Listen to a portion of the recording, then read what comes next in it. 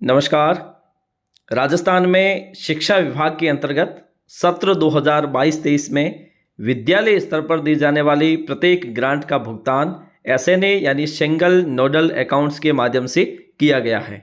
इस अकाउंट के माध्यम से आपको साल भर के लिए अलग अलग मद के लिए कुछ ग्रांट्स की लिमिट्स प्रदान की गई थी, जिसकी अंतिम तिथि 31 मार्च 2023 थी और 31 मार्च तक जो आपने पैसा खर्च किया है वो एसएनए के माध्यम से ही हुआ है।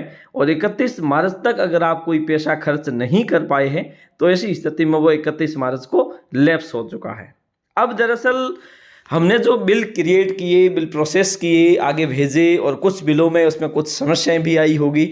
अब कुछ बिल जो रह गए हैं, कुछ ऐसे वीडियोज होंगे जिन्होंने समय पर बिल फॉरवर्ड नहीं किए और जो राशि आपको आवंटित की गई थी उसका भुगतान 31 मार्च तक नहीं हो सका।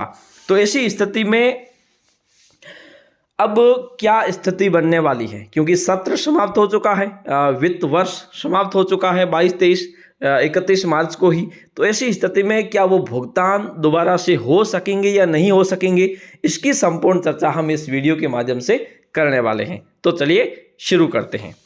एसएनए यानी सिंगल नोडल अकाउंट, जिसके माध्यम से आपको आईडी एक क्रिएट की जाती है, जिसे आईए या एजेंसी आईडी जो आपके इम्प्लीमेंटिंग एजेंसी कहा जाता है, उसी के माध्यम से सारा भुगतान करना है और उसी लिमिट्स को आपको 31 मार्च तक भुगतान करना था। 31 मार्च की शाम को 9 बजते बजते सारी जो साइट है उसे शट डाउन कर दिया गया, वो बिल्कुल भी पेज से हट चुकी थी। उसके बाद में 3-4 दिन छुट्टियां आ गई। आज आपने देखा होगा कि एसएनए वापस लॉगिन हो रहा है, लेकिन लॉगिन होने के समय जब हम उसे लॉगिन पे क्लिक करते हैं तो एक नीचे लिखा हुआ आता है कि अभी तक बैंक का जो हिसाब किताब है वो अभी आपके अकाउंट्स के लिए पेंडेंसी बोल रही है, मतलब उसका हिसाब किताब पूर्ण नहीं हो सका है, क्योंकि कुछ बिल ऐसे हैं जो अभी डन आरएन में है, यानी कि आपके अकाउंट से पैसे कट चुके हैं, आपके जो लिमिट से एक्सपेंडिचर बोल रहा है, लेकिन संबंधित फर्म या व्यक्ति के अकाउंट्स में पैसे क्रेडिट नहीं हुए हैं। तो उसके बाद इस स्थिति में बैंक के पास कोई हिसाब नहीं है, तो ऐसी स्थिति में अभी आपको वो लॉगिन होने की इजाज़त नहीं दे रहा है।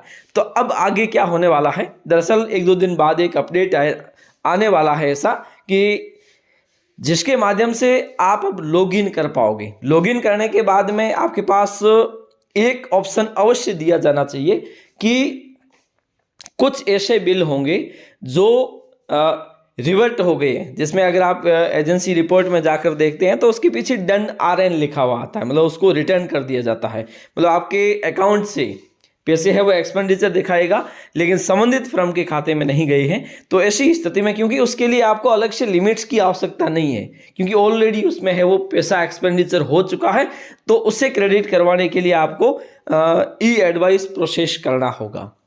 दूसरी चीज़, कुछ बिल जैसे होलिस्टिक डेवलपमेंट की राशि जो सीबीओ कार्यालय के माध्यम से भुगतान होना था, उस राशि का भुगतान नहीं हो पाया है।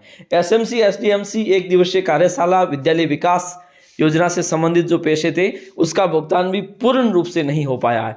तो हो सकता है अगर इस प्रकार की इजाज़त राज्य सरकार की ओर से दी जाती है तो उसका भुगतान भी करवाया जा सकेगा, अन्यथा डन आरएन के अंतर्गत आपके आईए यानी इम्प्लीमेंटिंग एजेंसी आपको जो दिए गए पैसे थे वो एक्सपेंडिचर हो गए और आपके संबंधित फर्म के अकाउंट में नहीं गए हैं, उनका भुगतान अवश्य किया जाना चाहिए। और आप देखना 2-3 दिन बाद आपको एसएनए लॉगिन भी होगा, सारा काम शुरू होगा, क्योंकि ये जो एक्सपेंडिचर है ये आपका 31 मार्च से पहले का बोल रहा है।